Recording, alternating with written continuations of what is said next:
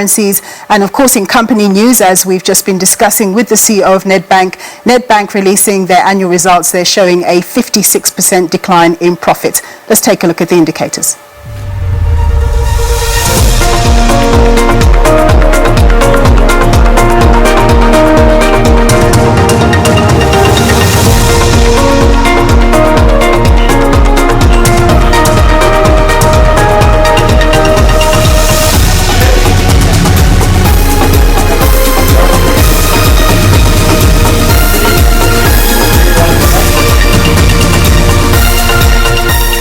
Well, to break down what's been going on in the markets, I'm joined by Michael Treherne. He's a portfolio manager at Vestact. Thanks very much, Michael, for joining us. I suppose really all eyes are really on the Federal Reserve's announcement later today on their monetary policy stance. Yes, Nompu, for sure. That seems to be the global market's focus at the moment. This is on the back of investors wondering how much of an impact rising interest rates coupled with inflation will have on the stock market and bond yields in general. US Fed not expected to raise interest rates this evening at about 8 o'clock our time, but market participants will be looking very closely at the forecasts. What is the Fed forecast will be the time frame for raising interest rates, and probably more importantly, what is their forecast around inflation? And then from there, the market will probably get guidance for the next couple of days. What does that then mean for emerging markets like South Africa? Sure, I think we just go along for the ride. The biggest impact that we'll have would be on our currencies. Depending on the view of what the Fed's going to do going forward will depend on how strong the dollar looks for the next couple of days. And then dollar strength obviously means rand weakness, and rand weakness can potentially import inflation to us. So it's quite a big knock-on impact, but all in the secondary market instead of the primary market. So what do you read into the story today that on the one hand, the mining counters, including the likes of platinum, seemingly on a downer, while South African facing counters that, you know, the retail sector, finance and so on, they seem to be on a good turn today? I think that's just general market volatility. If we zoom out a bit, mining stocks have had a brilliant year so far, and they're the reason that the all shares sitting in near all-time highs. So to have 1 or 2 days of down is not unexpected.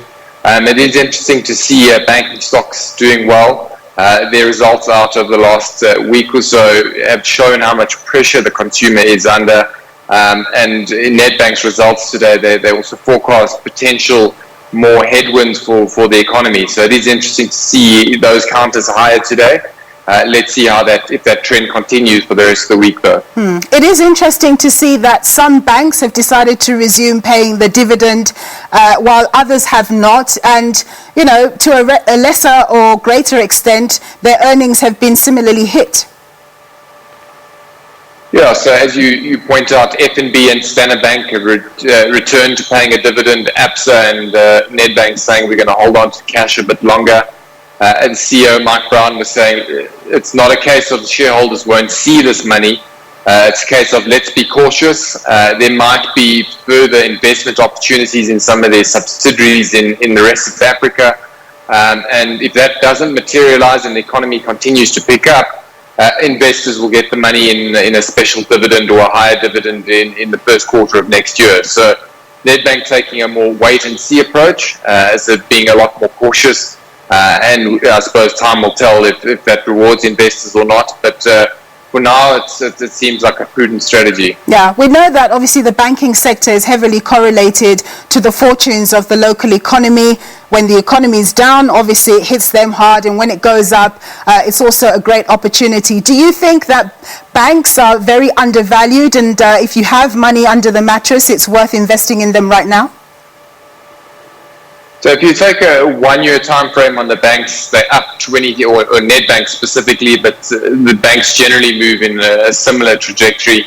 So Nedbank's up 23% over the last year, but over the last 5 years, it's down 50%. And that highlights the lack of economic growth that we're seeing locally. It highlights a weakening rand, and also highlights probably at a higher level our bad debt to GDP ratio, meaning that our international debt standing drops. which makes financing for banks a lot more expensive.